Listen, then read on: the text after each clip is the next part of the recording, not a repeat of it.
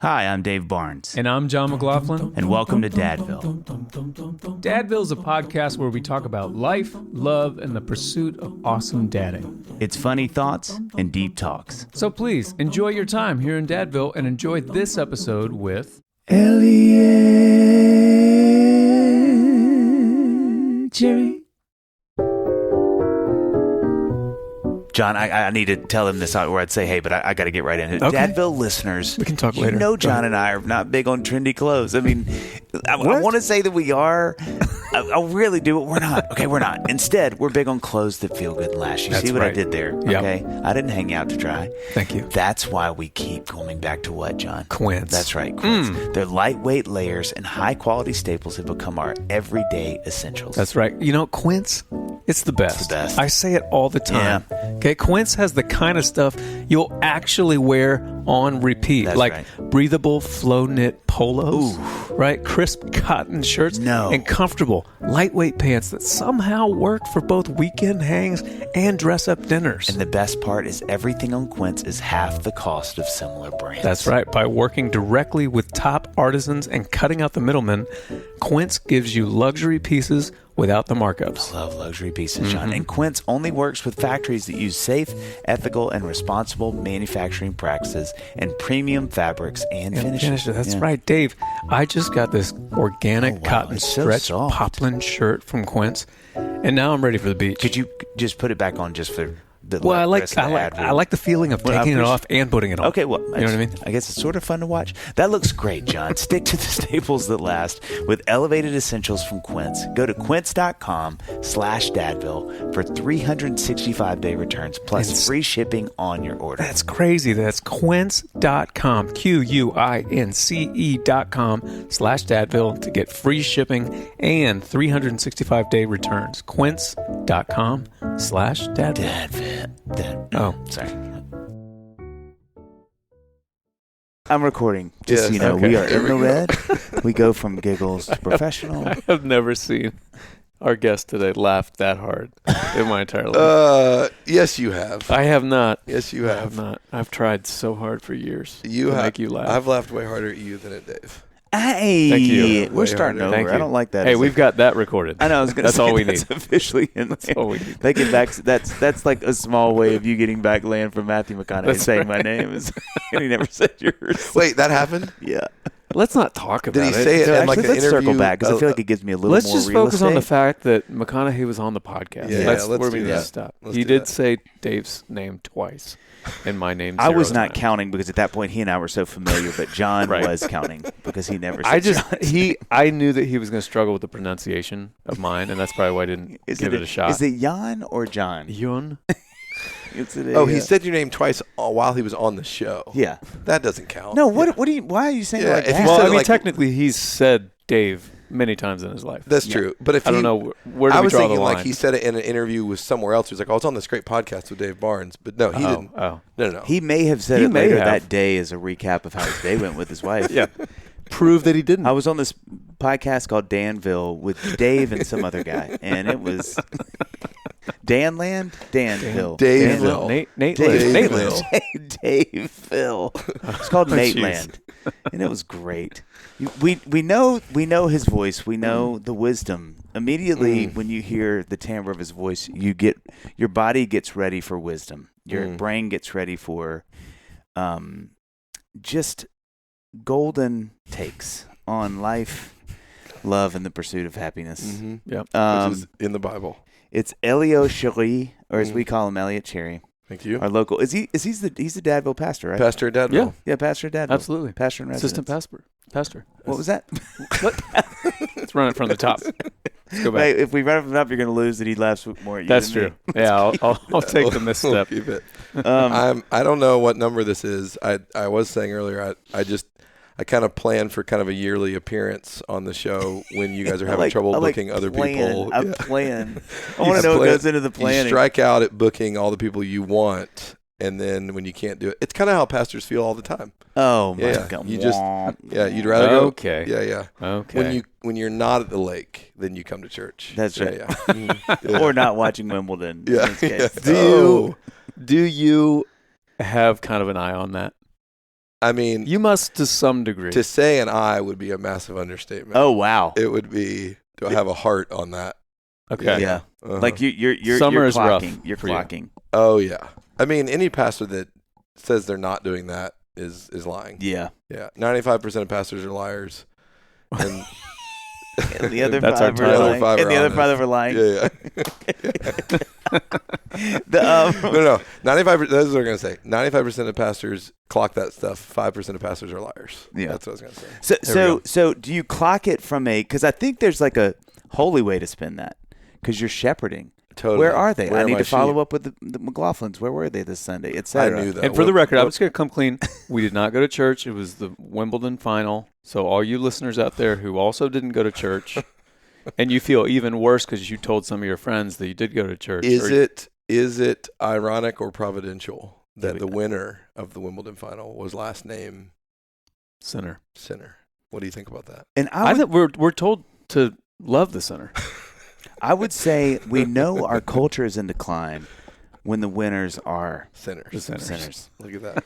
And that's it, right? That's Should it. we wrap it? Winners are I feel sinners. great. I can't Can I tell imagine you adding to so? that. So Yes. we didn't. I want to come clean now because I don't want you to be alone in this. You still We don't go didn't- to your neighborhood church. We know. So let's Yeah, start there. let's start That there. was going to be where I started. Yeah. We didn't go to church this Sunday either, but here's the humor. I did teach Sunday school. So I had shows this weekend, which was a blitzkrieg of Yeah. memory bank and tiredness, which was amazing. But With John. Shows with John. Johnny and I played. Mhm. And What did you think of the shows? I told Dave earlier that Mm. Britta and I were planning on coming. And then last minute, she had a cousin come through town, stay with us, and we declined to come. I really wanted to come. I love Brother Bring the Sun. Declined to come. I did.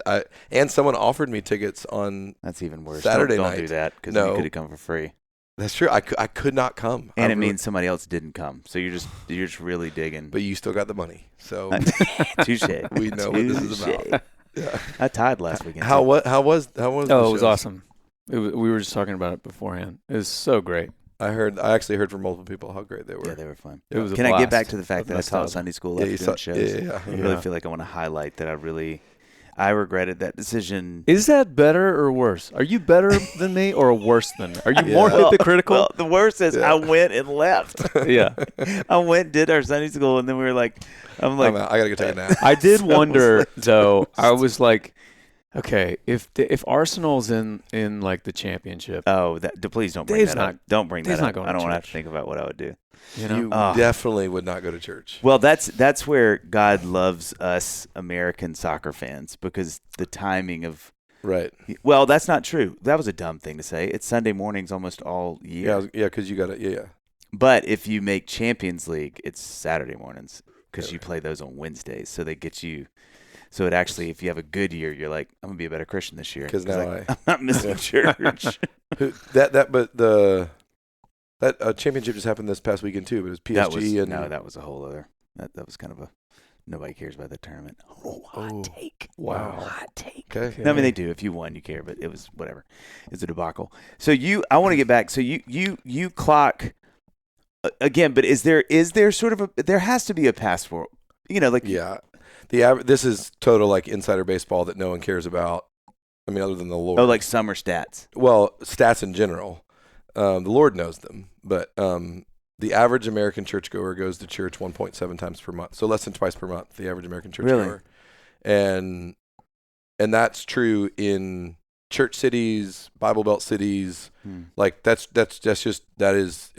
just the way things are. So the reality is that no one expects to see other people every All the Sunday. time. Yeah, no. Okay, Yeah. so I want to talk about this.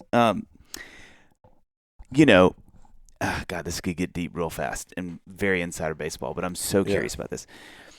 I mean, you as a pastor, that's what I'm asking from that position, from that role, from that, gifting and all those things. Yeah. If you're looking at a congregant, you're saying you should be here every Sunday, right? We would want you to be here. Should is shame. Sure. But, Yeah. In other words, someone joins a church Mm-hmm. and they go, we plan on coming here. Yep. Your goal is that Mhm. you're there every Sunday, I feel like, I don't know if it's our culture, if it's our time in the world, if it's where we are as a Christian church in America or whatever, that's all that stuff, whatever.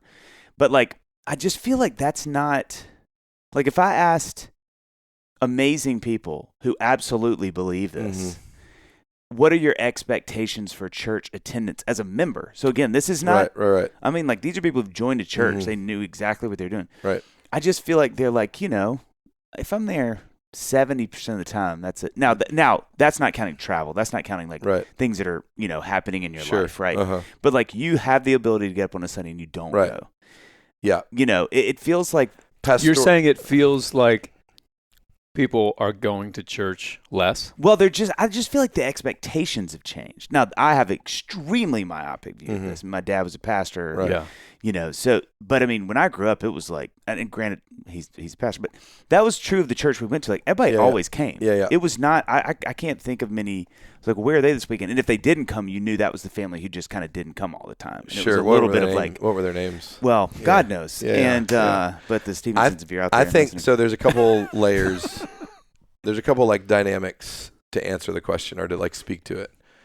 One is that like in my best moments, pastorally, when I write sermons and we plan services, I'm thinking about people, like actual people, not like theoretical situations where I'm like, oh, I so want these people to hear these words that I feel like are, mine to give them for them. That's right. So there is a sadness when I don't see them.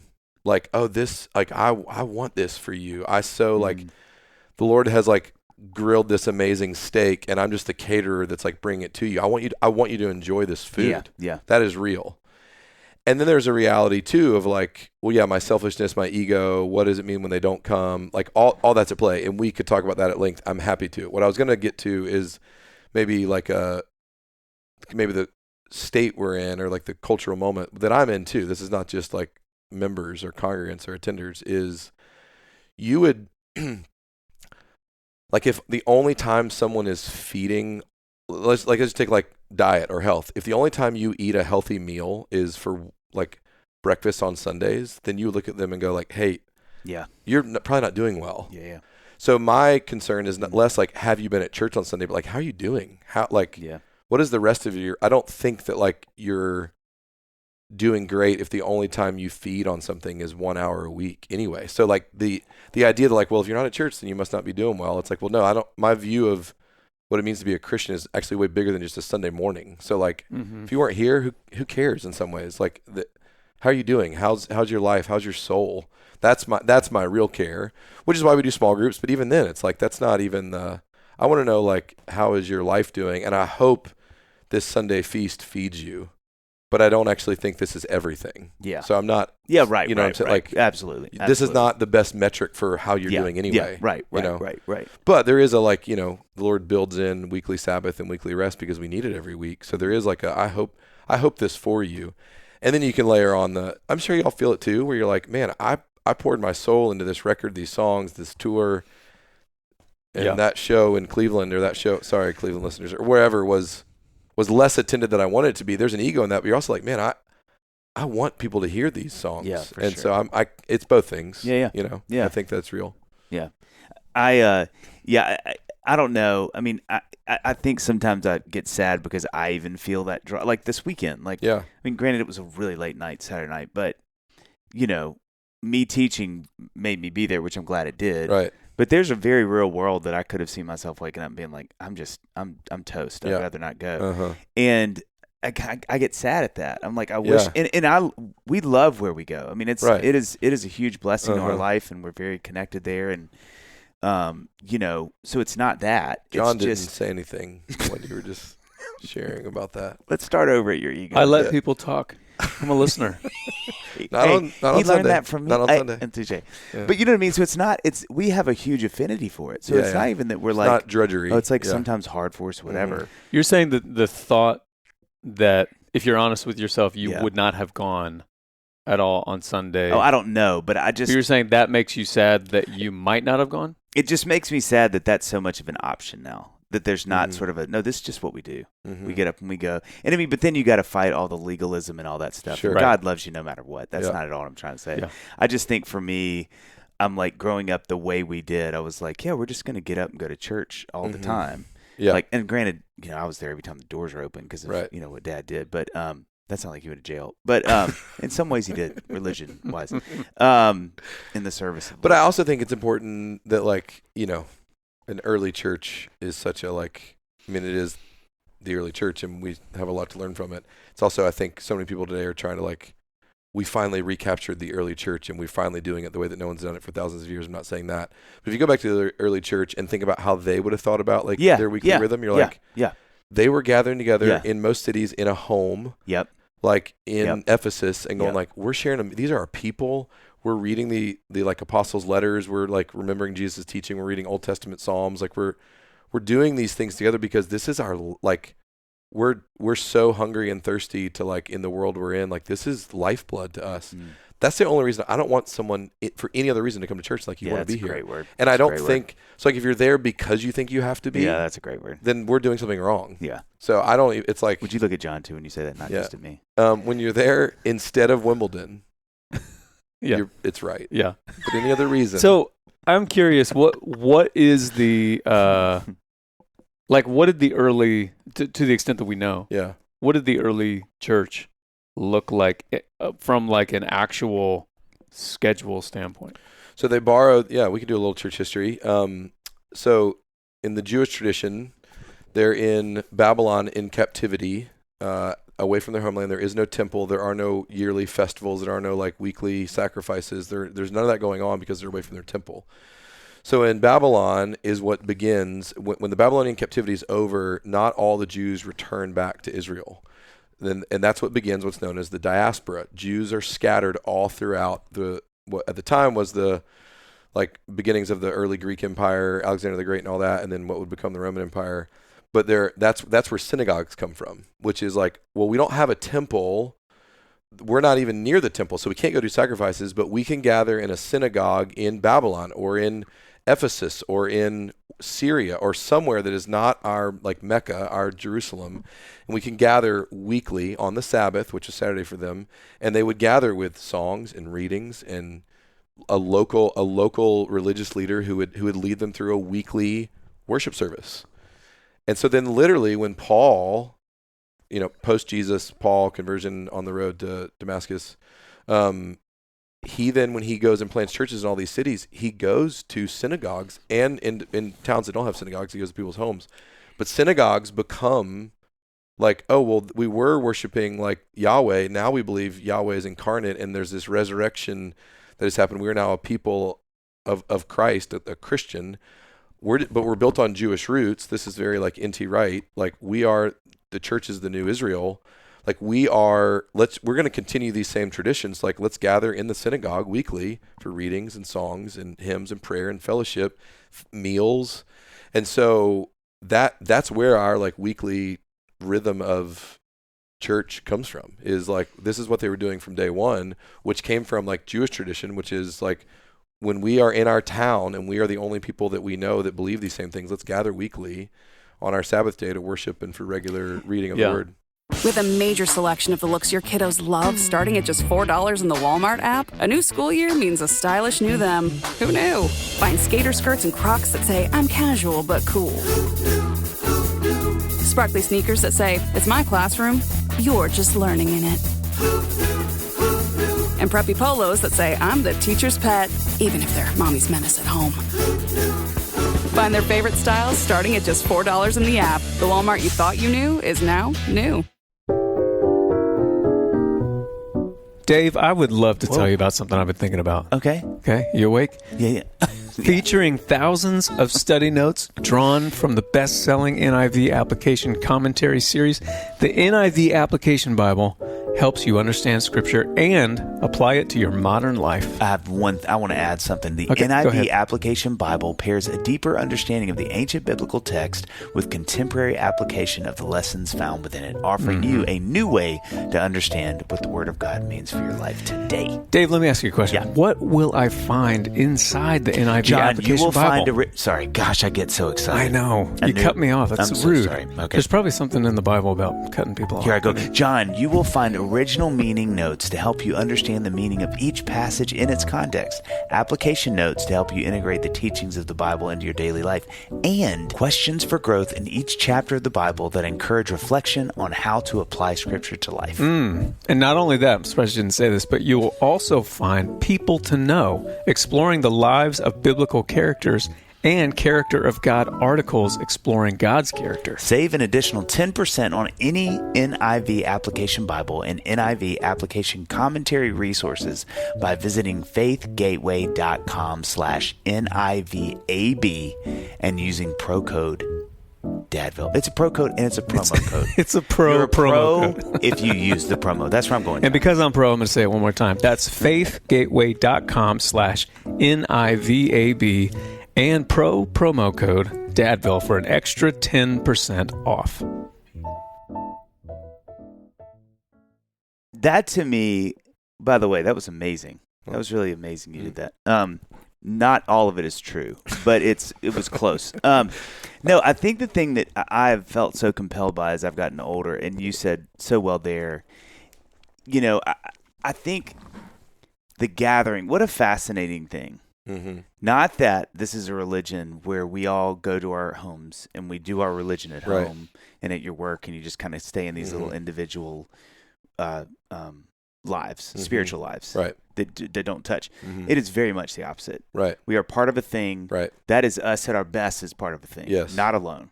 It is very much clear biblically that God is like, hey, to do this is to do it together. You are a church. You're not like a person. You're a church, And I think that's where, if I was talking to John before, I was so excited you're coming on, which felt different for me. And no, but just I was thinking about one of the things I did want to just pick your brain on is for anybody that was listening that would call themselves a Christian, especially a pastor's take on this, but doesn't go or struggles going to church. I think what I'm so blessed by, and what I would encourage those people, is the kind of one of the whole points of what we believe is to be together. And I understand the hurt that the church has caused a lot of people, and that's a whole other conversation. But I think for it not to be, this is what you have to do. And this is you're a good Christian, or you're doing your job, you're clocking in and clocking out. But that one of the points of it is to be together. It's just, and what a crazy thing when you actually, hearing you explain it, it was one of the first times in my 47 years of living, I was like, that's actually a pretty crazy thought. Yeah. That you would believe something that says, hey, we all got to get together and believe it. Yeah. And not, it's like, hey, go and do your thing. Now you believe it, that's great. Go live your life and do whatever. But it's like, no, and then we'll see you in a few days. And then we'll see you again in a few days. Just to be, and to the point, the breaking bread of it is maybe the most compelling point to me, because it's not just to get together, say some things and leave. It's like, no, let's just be together. Let's commune and tell jokes and have fun. Let the kids run around in the background. But just to share this together is a really beautiful, powerful thought. I don't know. We talk about this often in liturgy, in corporate worship. And this is true for the pastor, but this is true for Johnny and Sally, attender and member and congregate too. There's so many weeks where like a corporate confession where we're all confessing the same thing or singing the same thing or listening to the same thing. There's so many weeks where it's like, I don't even know if I believe this, but hearing a room sing this with me, I Joseph Patton, I think our worship director is who has said it this way. If not, I stole it from someone else. This isn't from me. Is sometimes I have to sing from my heart, and sometimes I need the room to sing to my heart. Wow, that's beautiful. Because I don't, off on my own. It's been said before that your own thought life is like a bad neighborhood. Don't go there alone. Where it's like that's what Monday through Saturday I'm living with all of my insanity. Of the narratives I believe, what I believe about myself, my identity, who God is, what all this is for. I believe insane things. And so actually corporate worship is like a realignment with reality. This is who God is. This is who I am. And if I don't have this every week, I will go insane. Yeah. Well, and the fact that Satan and sin's whole point is to always pull us apart. Totally. But get you off to yourself. Yeah, totally. And then I can just hammer you. 100%. Because you have no way to get out of your own head. You can't. There's nobody that you turn to the left and they're like, man, I had a hard week too. But we still believe this. And you're like, yes. Yes. And something that one of our elders has said before is like when we do corporate confession of sin, like this is what I've done these things and Lord, we repent for these things. He's like, it actually, it takes such a, it's such a gift because it makes me realize like my sin is not that special. Like everybody's wrestling with the same thing. I'm not that unique. Like, yeah, I believed lies this week too, that you did too. Like, oh, I'm not, it's so ego deflating to be like, oh, like we're all wrestling with the same stuff. We're all just doing the best we can. And if I don't have that, that's what I want for our people to come every week. We don't really have the room for them every week, so we need some of y'all to stay, 1.7 members per week. Sorry, not all of this. Getting a little braggy. Well, we have a small building. Working on that. And a huge preacher. One small building, a huge preacher. Problems were going to happen. Jerry Maguire to the preaching years. Show me the tithing money. Show me the tithing money. Can you do that in Joel Osteen's voice? No. Okay. Yeah. God won't let me. But like that's actually like I know you because you're human. You have believed insane things this week. You have lived in narratives and in places between your own ears that are killing you. Yeah, right. And like I want you like to here's some oxygen. Like come back for this. So that actually is the like in my best moments when it's not about me, which is rare, but there is a that's why I still do this, is because I actually do care about that. Well, my dad always said, which I think is a really beautiful idea, he's like, the church is the hospital. It's where we come to get bandaged and taken care of and like healthy, and then we go back into our world and do the things, but you come back in, you get bandaged up, you get cared for, you get fed, and then you get and when you think of it that way, it's much more compelling. And I want to be clear, like for this to state, I mean, we had I don't know, it was probably like a couple of months ago, we just had a morning where Annie and I were like, let's just stay home this morning on Sunday. And it was like it was one of my favorite Sundays in a long time because it was just like, it was intentional. And I'm not even saying it was super spiritual, but it was just like, it was a wonderful morning of like having a slow morning, being with the kids, no screens on. We spent time together. And I was like, so don't hear me saying that's a bad idea. But I think like, I do grieve that I wish my heart was more dedicated to that, and it wasn't such a struggle some Sundays to be like, yeah, here we go. In a funny way, it's actually kids actually helps us, which I know sounds crazy. No. But I'm like, it's hard looking at your kids when they're like, because they get that glint. They're like, oh, what time is it? And you're like, oh, it's like 8:25. Like, oh, we're not going to church. And you're like, well, and they're like, oh my God, please say we don't have to go to church. Or whatever, I know. You could just walk down. And well, walking for us is a Sabbath thing. And so we only drive. That's work. That's so much work. I mean, parking is... Well, you just said you can't fit any more people. That's why we don't come there as much, Elliott. As much. So let's talk about the Monday through Saturday of your life. Look at you, John. That's so good. I gave you a moment to jump on that, and you didn't. That's good. Because the reason why we wanted to have you on specifically was we wanted to talk about being a dad and a husband at this point in our lives. Because the three of us are in... Dave is about to hit his 20-year anniversary. I'm about to hit mine next April. This is my 15th anniversary this year. Yeah. Okay. So we're about in the same area of life. Yep. What would you say are your do you have any sort of daily kind of mantra thoughts that keep you? Let's just start off with being a husband. Ooh, man. I mean, like maritally. Yeah, like the two of you have matrimoniously unknown amounts of kids. Just what's the number? Do you even know the number at this point? I don't. Yeah. Okay. I don't. Yeah. Somewhere around 5. We have 5 kids that are great, ages 2 to 12. That we really struggle with. And that'd be a great way to intro that. Yeah, that would be. What if that was how I was? Yeah. But you and Britta have a great marriage. You guys are one of those couples that from the outside looking in, it's obvious, like you guys really love each other. We do. 15 years in with 5 kids. Yeah. I mean, it can be tough. Yeah. I'm sure to even have the margin for the marriage to be a priority. Totally. What does that look like? That's a great question. And, fresh, we're going on a little staycation next week. And part of it was driven by it's so easy and natural and understandable to with 5 kids, 15 years in, ages of our kids to just not function as roommates where we don't ever talk necessarily, but end of the day, end of the night, it's so easy. Let's just get in bed and fall asleep to a show without ever connecting or that's normal.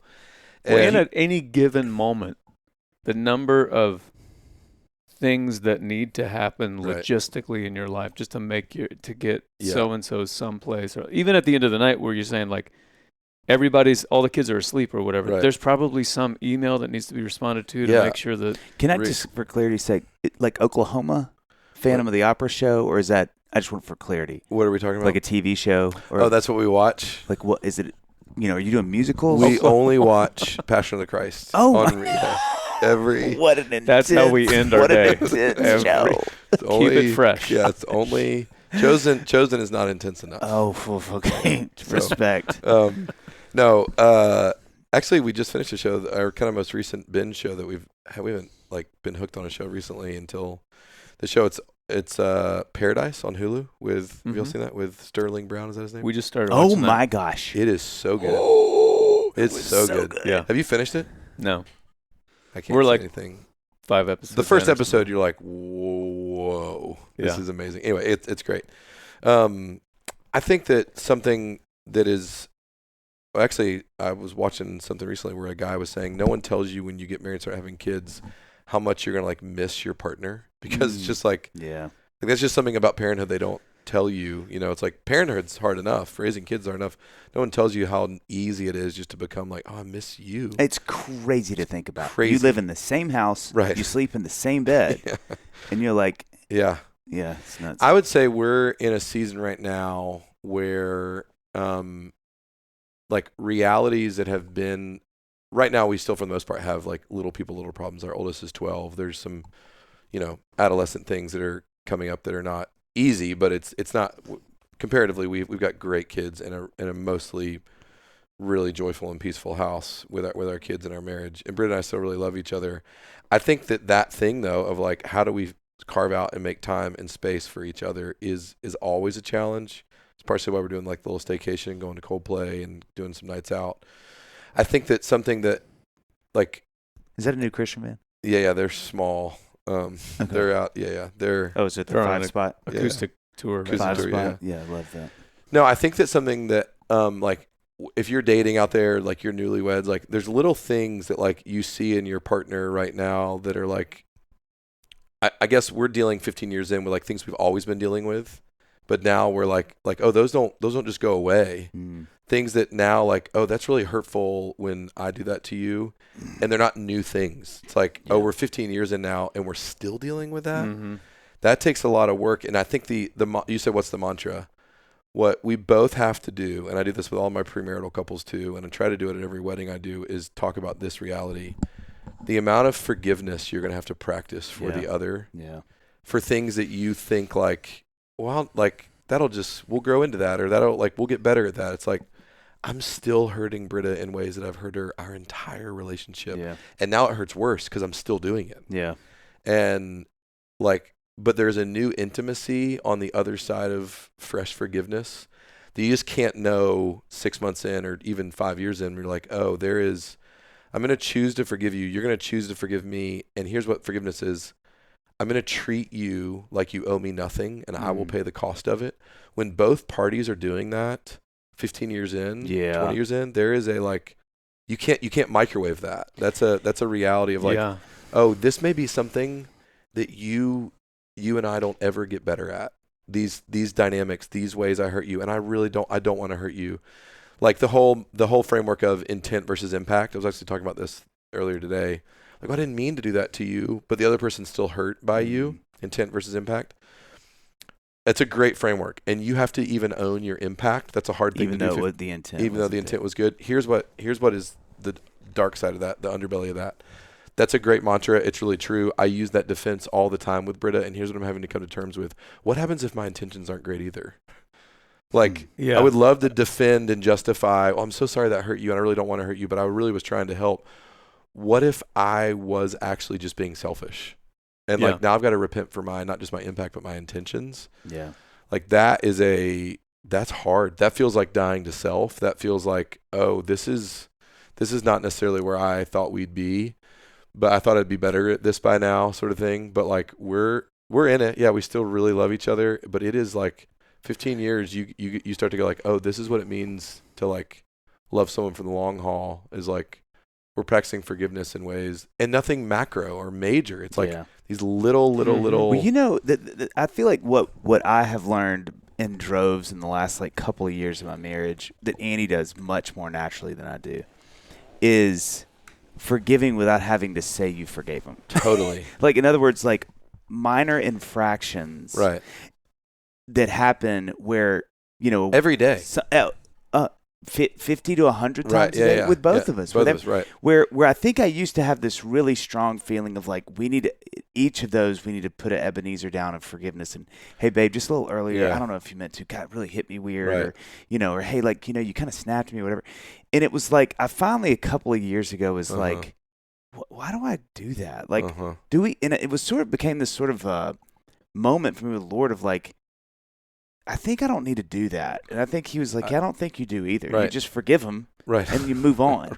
And it made my life infinitely better. Because Annie does that naturally. Like, she just doesn't take on water weight like I do with that kind of stuff. And I'm not going to bring this up later and tell you about. Yeah. And really having to get better. It is a discipline I have had to have so much discipline.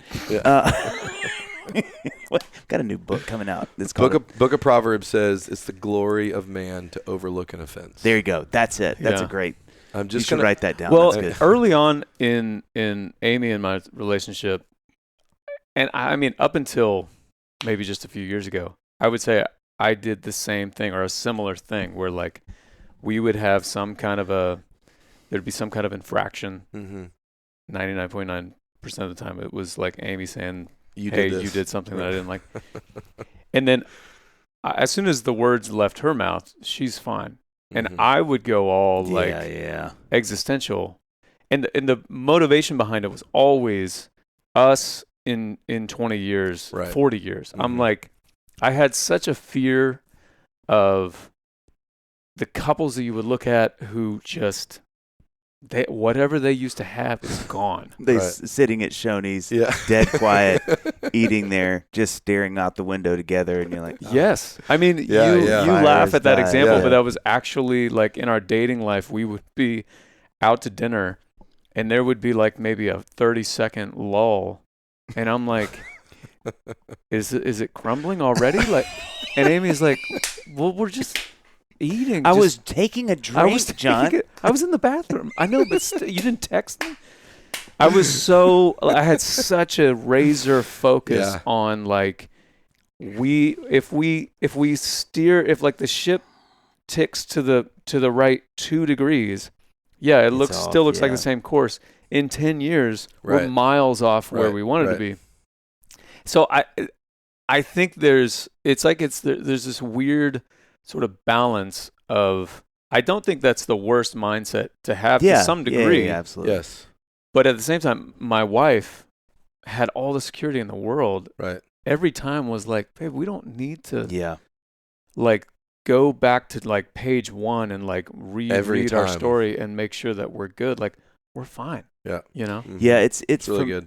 I would just note, you said it really well, Elliott. I would notice that it was like I felt exactly like you did, Judd. I was so worried that like we need to be clear, keep it clear, keep it clean and clear. Like there's nobody's taking on things, which is funny because Annie doesn't do that anyway. I mean, like she's almost incapable of it. She's kind of like probably do her like she will harbor without knowing she is. Right. And then I'll kind of be like, hey, and she'll later clock like, yeah, I guess that. Couple of days ago I did get mad about that where I'm like every little ding, I'm like, oh my god, ding, and it's like barely 100%. Touches the hull of the boat, and I'm like, we're sinking, you know. Yeah. But what I think so it was both that intent, which is a good intent, like, hey, let's keep it clean and clear. But I just really learned so much from watching her navigate through our marriage without ever feeling like I did, which was this like, hey, sorry, can we just sit down for a second? Right. I just need to go. We have a 3-hour. And she's like, good night, man. Like, and I think what I underestimated was doing life with someone in that proximity. There's tons of shrapnel every day, all the time. Right. And so for years, I'd be like, this is not supposed to be like this. Right. And I think finally a couple of years ago, it was like, no, I think it is. And I just need to get better at going like, hey, this is just the way this goes. Mm-hmm. You'll know when it's time to stop and go, hey, that was either I'm sorry. Right. I was way too mean or rude, whatever. Or look too good, which happens sometimes with outfits I wear. You want to be causes careful. A struggle. And I'm like, I shouldn't set you out in a spirit of lust into the world with these Lululemon shorts I have. Trader you know Joe's with that? Holy Moses. I just want popcorn, guys. Just let me buy the bag of popcorn, get out of there. But set you out into a spirit of lust. You know what I mean? Like, I shouldn't do that to you. To you. It's a burden for her. Yeah. All our wives are like, we're fine. No, I've never thought of you that way ever. I think of River runs through it, and any character, honestly, Dave, any character at that point. But you know what I'm saying. I think for me, it changed our marriage because I have a new discipline now where if something, because I'm more sensitive than she is by a lot, that she'll go, hey, and I'm like, oh, don't love that. Mm-hmm. But the great thing about being married this long, as y'all know, is I know she loves me. Yeah. And that really matters. Really matters. Because I can weigh that against, why would she say something that feels mean? Well, maybe because she's mad and she's had a hard day. Man. And you're a safe place for her to let that rip for a second. So and then, true. You know, and that was really tough for me for a long time. I didn't, a sermon at our church recently that I did not preach, a guest preacher friend of mine from my pastor group that I'm in, he's got a Scottish accent, so it sounded a lot better when he said it. But he was preaching about patience. We're preaching through the fruit of the Spirit this summer, John, in case you didn't know. And he's preaching about patience. Were y'all there that Sunday when my Scottish buddy preached? Were you there? Yeah, okay. Yeah. Set him up. That was the Wimbledon qualifiers. Yeah.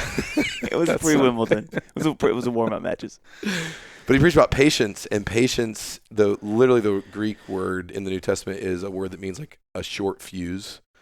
And so actually having a long fuse, like the opposite is having a short fuse, long fuse. And so he said, here are the two paths of patience that we typically fall into, that when we practice impatience, we either blow up or we give up. And both of them are the antithesis to like biblical patience. Wow.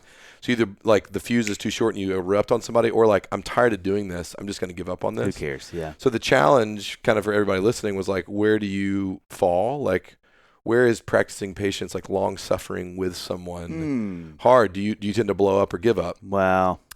And Britt and I were talking about it, and it was like, we both probably default into the blow up. But what's amazing is that, like what you just said about Annie, like my wife literally does not have it in her DNA to give up on me. Like she's in it. Like she's displayed it with friends and family. Like that, I'm not worried about. I do not like. She is all in with me, and you kind of believe that a little bit more after 15 years, where you're like, you're not going anywhere. So like we can make every molehill a mountain, or we can just go like, hey, I love you. I'm really sorry I did that. Or I'm going to treat you like you don't even owe me that anymore. And that's actually where intimacy is. That's not neglectful or apathetic. That's actually strength and health. That like, there's shrapnel everywhere, and I'm not going to make us have to deal with every little thing. It's the glory of man to overlook an offense. Like our love is stronger than this thing. But you can't do that lackadaisically. That still takes choice after 15 years. And I think that's where we are. And, you know, we're entering, y'all are past it right now, not just 20 years in almost for y'all, but like with the age of your kids, like we are entering the phase where our youngest is 2.5, where it's like, oh, like being out of diapers, all the kids being in school 5 days a week. Like those days are coming. Oh, man. Coming out of like the fog of like, we've been in diapers for 12 years. Yeah, that's a long time. Where you're just like, oh, that is a real thing, that just the wear and tear of daily life, not just diapers, but what comes with that.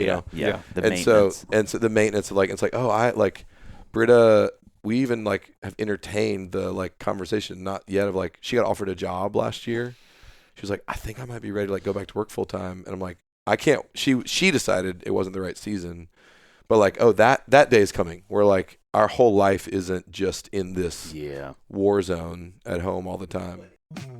This episode is brought to you by San Pellegrino Ciao, a new kind of flavored sparkling water. The kind made with real fruit juice, a pinch of Sicilian salt, and the sparkle of the Italian sun. With no added sugar and just 10 or less calories per can, enjoy.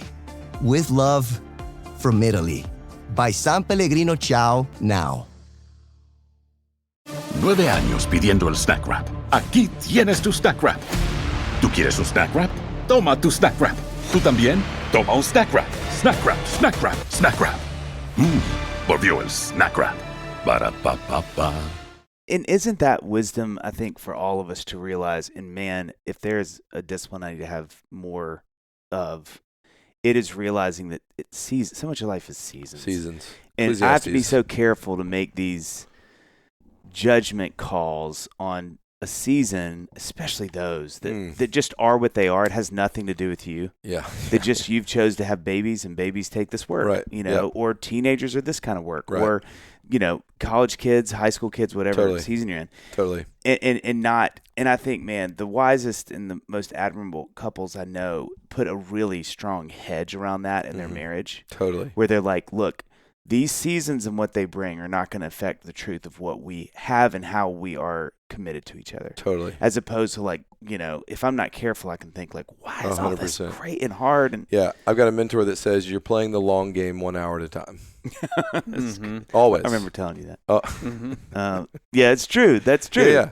Yeah. I feel like with kids, like that saying, I totally feel that now. Like I feel like such a 50-50 balance right now of like, yeah, we still have, I mean, Livy's about to turn 10. You know, we still have 8 more years until she's out of the house. Luca's got, you know, like 5.5 more years. So it's like we do have years. At the same time, I can feel the hours ticking by like so crazy. I mean, it's almost like my interpretation of what that saying is like the opposite of what it's actually saying because I'm on the other side of it. Sure. Yeah. But I'm like, I can feel both things. Like we have a long time, but it is going by so fast. You know, like I feel like you guys are about to get into that phase where then like you're in this rhythm where the kids are at school. Yeah. Next thing you know, like we're looking at colleges. Yes. Yeah. I don't know anyone that's kind of one stage ahead of us where our kids, like y'all's kids and my kids are kind of like, you know, preschool, elementary, middle school days that we're all in. That like I don't know anyone that's like graduating kids from high school that doesn't say, everyone says it went by so fast. Oh my gosh. Like everyone is saying, and then it's a gift to me to have elders at our church and people at our church from a generation who are all empty nesters and grandparents where you go, they would say, not just like they miss these days and like when the house is chaotic, like, man, I miss those days. It's good for me to hear that. But also like parenting adult children is the hardest thing they've ever done. Yeah. So I'm like, I don't want to hear that. I know. Oh I can't even onboard that right now. I don't want to hear that at all. I know it's true, but I hear storylines where I'm like, oh, that is so complicated. You're like, can I just say this out loud? Something that terrifies me that I have seen 100,000 times is people's kids marry somebody that is wonderful, but it just changes the whole dynamic. Man. Yeah. And I think what scares me so much, we've actually never talked about this, John. Something that scares me so much as a dad is that I've just seen, and it's not they marry bad people or the wrong people at all. Right. It just introduces a dynamic or a family system from over there. Right. That just, it's like, then your kid, and they should, and they're going to go somebody different, and they, and then it's like, and then sometimes they don't. Like you meet couples like, man, we see them all the time, and they come over every Sunday to swim with all their families, and you're like, oh, just. Or even in that situation, they've married someone amazing, but that person they married is the complete opposite of you. That's right. Which, as like a dad, and your daughter marries some guy who's the complete opposite of you. Yeah. you're like, what is the statement that this is they the just indictment made right now? But this is the indictment on that I see.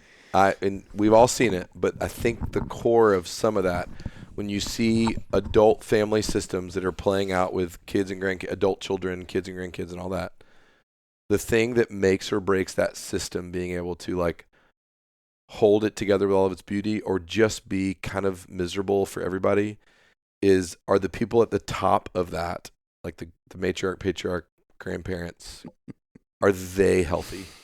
Mm-hmm. Mm-hmm. Do they know their security and their identity? Are they, here's a phrase I heard recently, do they have the ability to differentiate while staying connected?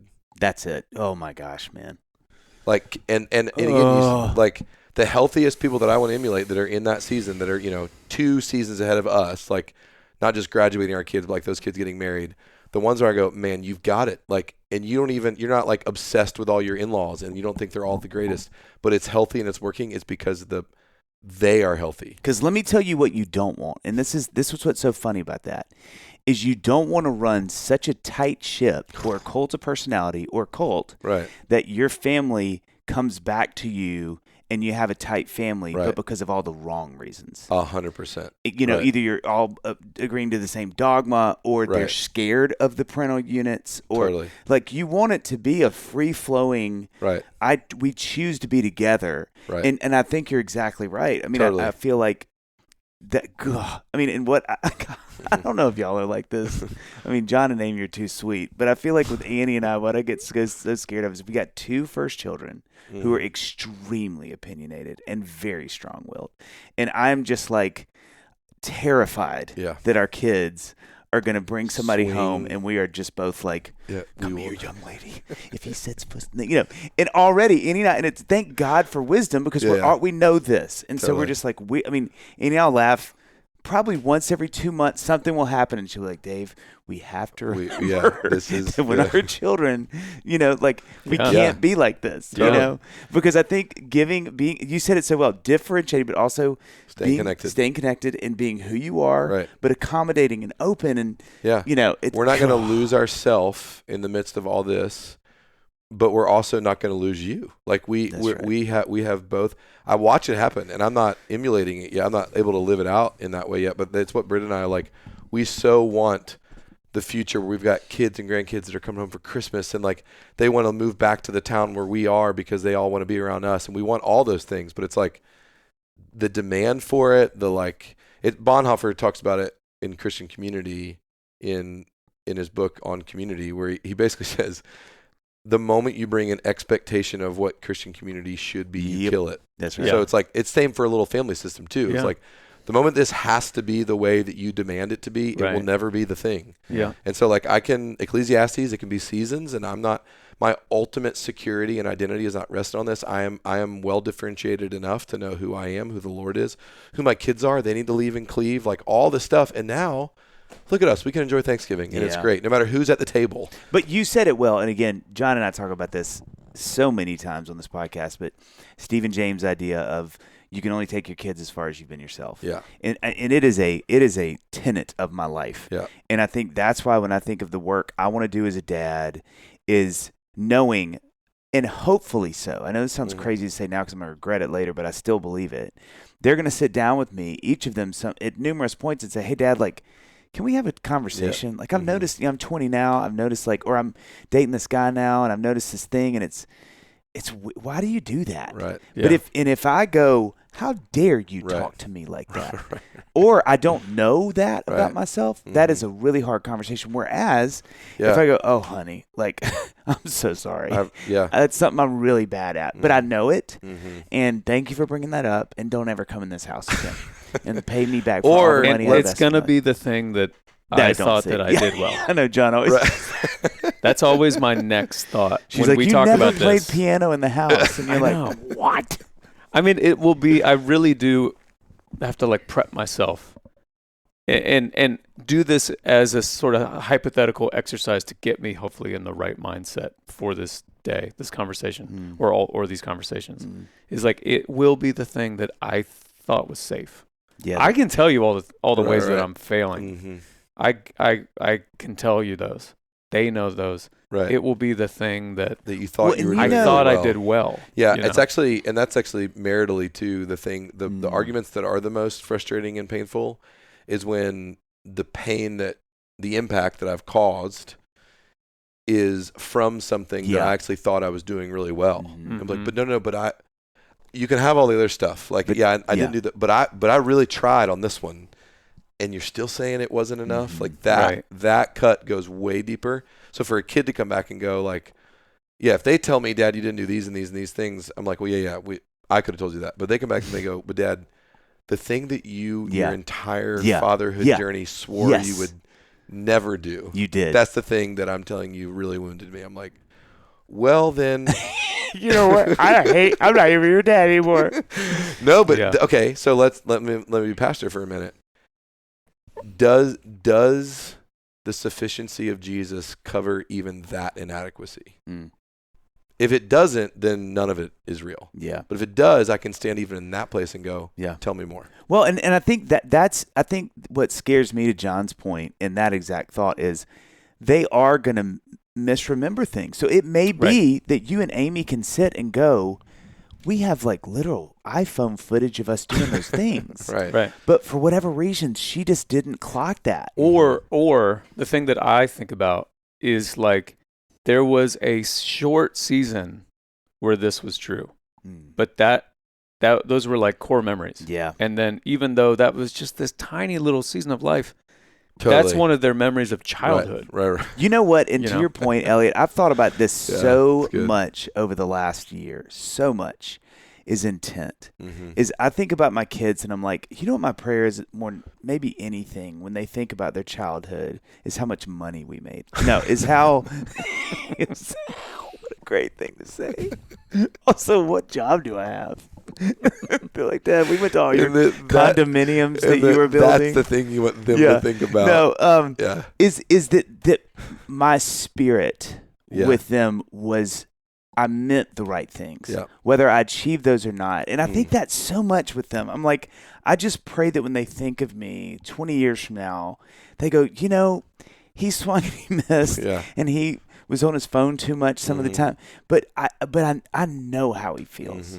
Like, and to me, I'm like, man, if I can achieve that, if they can at least just see through all the stuff that I really mean well, that I'm trying to do the right thing, I think that speaks so much. Well, and I do a lot of weddings. When I hear a daughter or a son at a rehearsal dinner say that about their parents, where they go like, Dad always knew I could count on you. Dad always knew. Dad, I'm like, you just go, you know.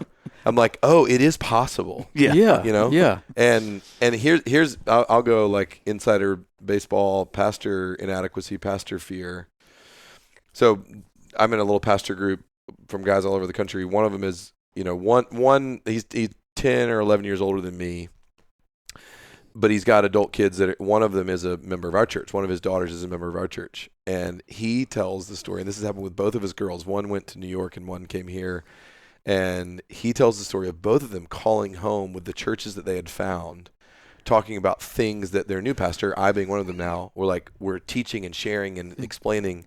It's like, Dad, you're never going to believe what Elliott said. He said this thing. Look what he told about Jesus. And he's like, I have taught you that your whole life. Totally. You know, like, but for him, the humility for him to go, I'm just glad you're hearing it. Yes. Like, and that doesn't mean I was a failure as a dad or a pastor, that you're like just now hearing it. So I think about that in parenthood things, like not just, Dad, you never preached on these things, which I'm like, I preach on that every Sunday. You were only there 1.7 times a month anyway. You didn't, right? But the idea of like, oh, I so wanted you to know that I tried. I so wanted you to understand this reality of my relationship with you, and I thought I was doing it, and I didn't, quote unquote, in your mind.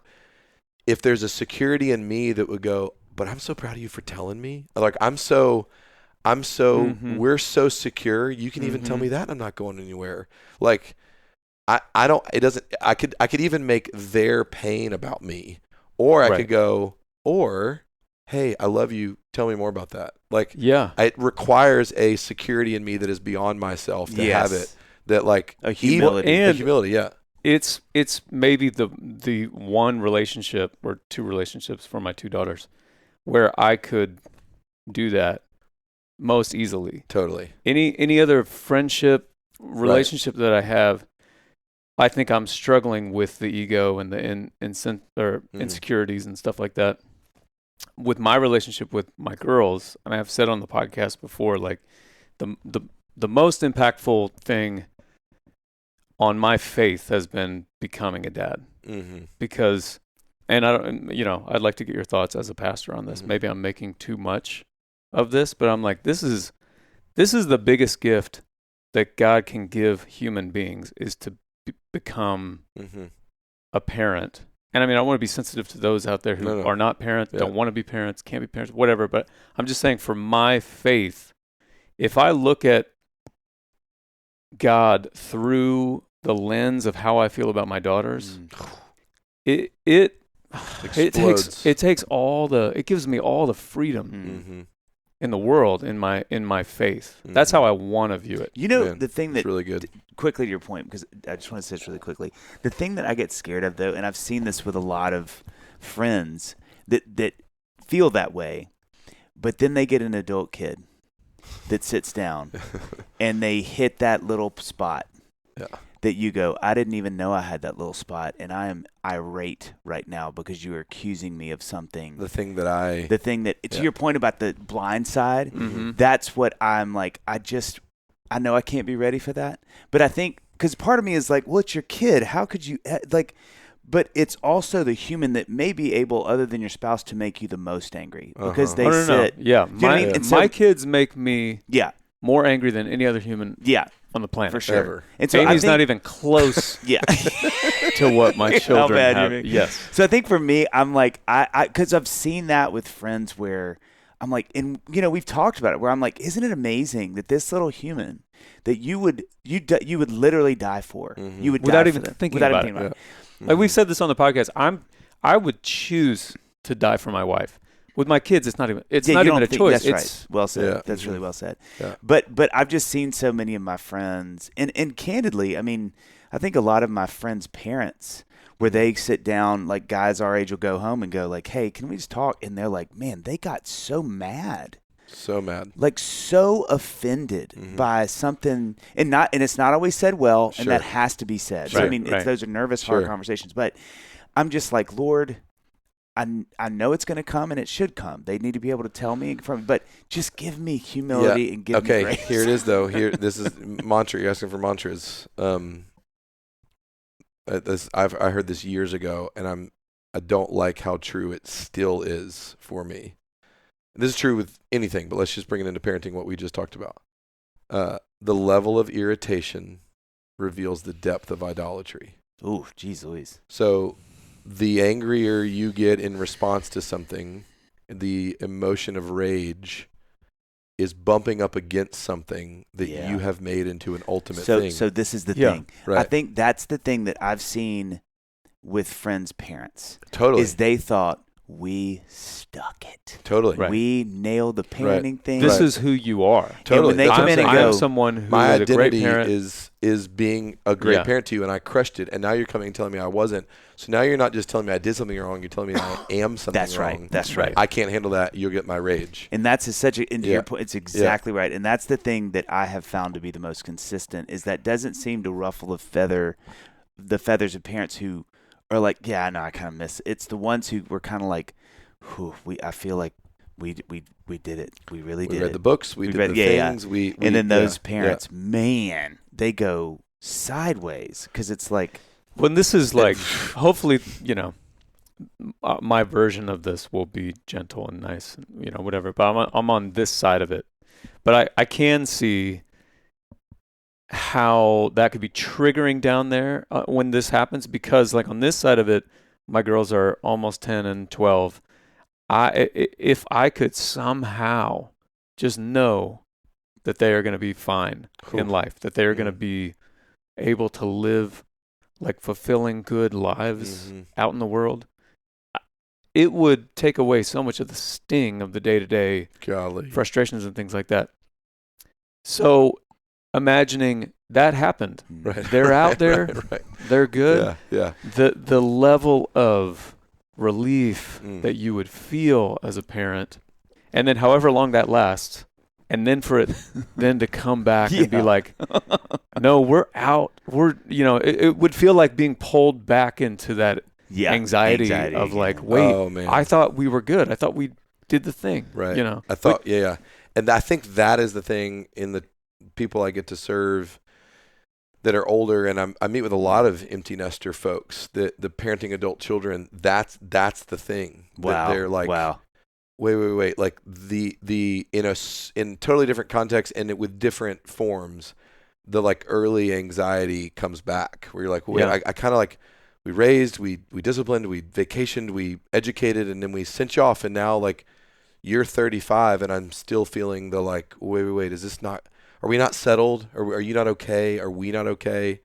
That thing is real. I wonder if it's anything like, well, this is going to be a weird thing to say, but like marriage in that, like something I really struggled with for a few years with Annie was differentiation. Like I had a season where I'm not a very codependent guy, but man, I had a season where I was. And it was unbelievably helpful, and thankfully this has been like this for a while now, where I can do that pretty well. Mm-hmm. And I do wonder if that's some of what the work will be with our kids as we get older, is really having to go, hey, I have pushed you out, and I love when you come back, but we're not attached anymore. Right. So you're going to make decisions that I holistically don't agree with. Right. But that's okay. That's because okay. you can do that. You should be doing that. You should be doing that. Right. Mm-hmm. And I think instead of that then becoming like, what does it say about me and us? And what if our church friends find out? But just going like, hey, this is how this goes. Like they're just people. And, and I think for me, that's going to be tricky. You would say on paper about anybody else, that's healthy, right? Like you would go, that if someone came to you with the same scenario, you go, you should not let that affect you.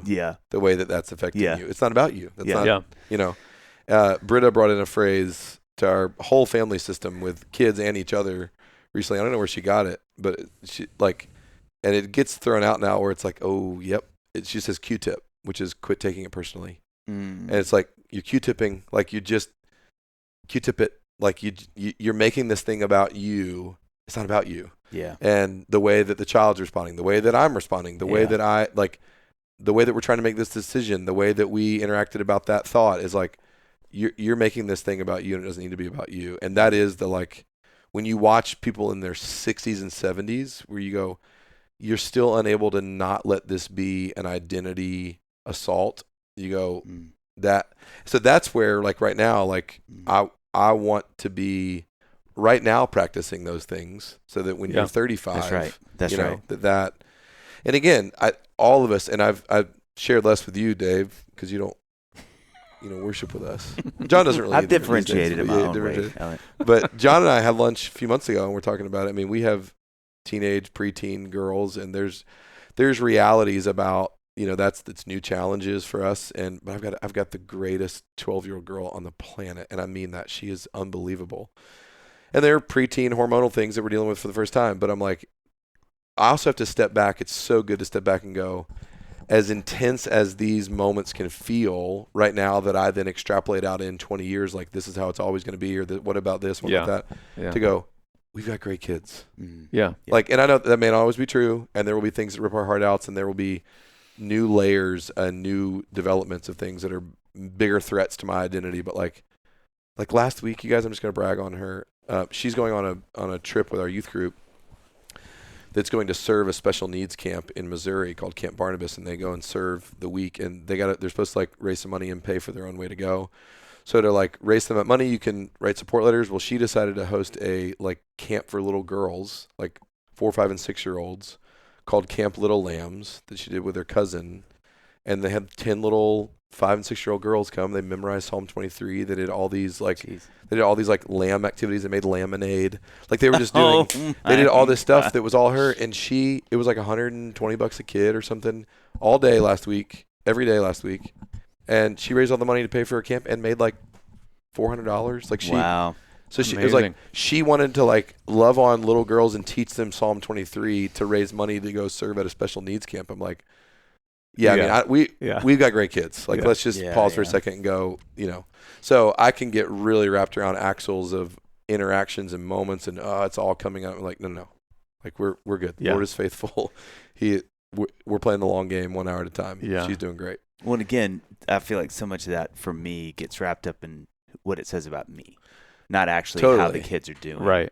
Totally. Because if I really gauge it, they're right where they should be. They're right where they should be. Yeah, But if I gauge it with like what that says about me and my parenting, or Right. my expectations as a father, or how they're, that's a whole. So what do you think it says about me that's what she did last week? What do you think that says? I would say, despite the parents. Yeah. Namely I would her say father. it's amazing that kids, What she's like a pushed through. dandelion through the sidewalk, they still find the light.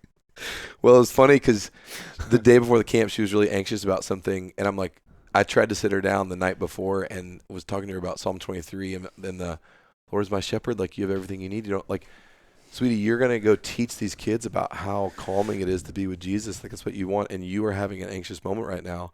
And I was trying to give it to her and she was like, Dad, don't give me the Jesus stuff right now. Like, don't gosh. I was like, sweetie, it was a sweet moment because I was like, sweetie, do you know how every Saturday I have to re-believe what I'm about to go teach people? Like, it is for you that you would go. Yeah. She was like, don't do the Jesus thing. Yeah. I'm like, okay, I'm sorry. I played. That's like when I grabbed my guitar and the kids were like, please, not now. Please Dad, don't. I'm begging you. It's like, Dad, not the Jesus stuff. I got real problems. Let this I got a be a camp place I'm running that's tomorrow. You're like nailing it. Yeah. Well, dude, once again, you are a legend for hanging. Thank you for I don't this even know. time. Talk about time flying. Did we just get started? The time Yeah, flies. I didn't. Quick question. If we were just right now, because I know I'm always surprised. What are you going to call the episode? Who decides that? Jason, producer Jason. Okay. Will He'll listen go through and he'll email us like 3 options, Do I get a say? and then we'll pick. No. Okay. Yeah. That's a power you leave at the door here. We wield Okay. it. Well, Did Do you have one? an idea? no. I didn't know like what you felt like stuck out. Wimbledon and Sinners. Wimbledon and Sinners. Yeah. Yeah. Sinners because of Wimbledon or at Wimbledon. Sinners at Wimbledon. Yeah. Yeah. I also I'll just plan on kind of this time next year coming back. Yeah, and- that's great. Yeah. That's great. This is Can I typically when the lull kind of hits. do we have Dadville like swag? Oh, brother. Do we? Yeah. Yeah. I got a hat, but that was a while ago. Do we have something new? You got the shirt, right? Yeah. No, I never got a shirt. We You never have got the men's shirt? underwear. Uh-huh. We have How do you feel about fur? Thank you for clarifying that it was men's, not like women's or Well, children, that'd because be that weird. would be. Can you imagine? Yeah. Thank you Yeah. for Because one word's on the front, one's on the back, and we just didn't want to do that. Dadville. I put Ville on the back.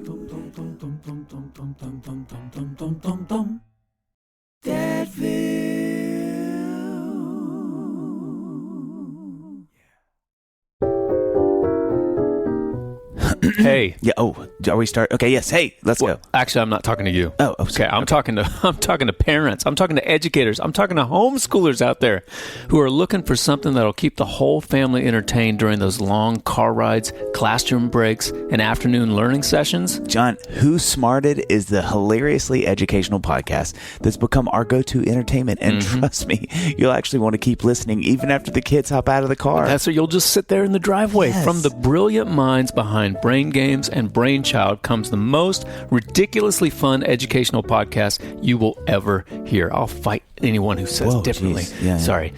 Designed for curious Hey, 6 but to honestly, 10-year-olds. listen.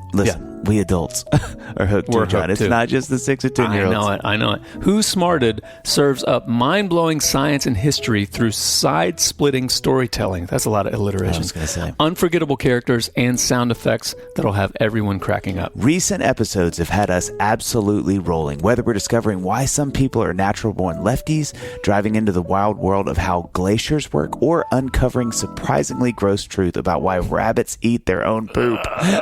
Wait, John, you have rabbits. Yeah, I do. Well, let's just say Who Smarted knows what it's talking about. You are firsthand Okay. for that. Every episode is packed with wait, what? Moments that spark amazing family conversations and make learning feel like pure fun. Wait, what? See, we had one right there. That's great, Okay, yeah. these stories are perfect for sparking deeper discussions about science and history. As a part of the Starglow Media Kids and Family Network, every single episode is completely kid-safe and educator-approved. Ready to turn your family into a bunch of know-it-all smarty pants? Find Who Smarted on Apple Podcasts, Spotify, or wherever you listen to podcasts, and get ready for some seriously fun learning. Wait, what?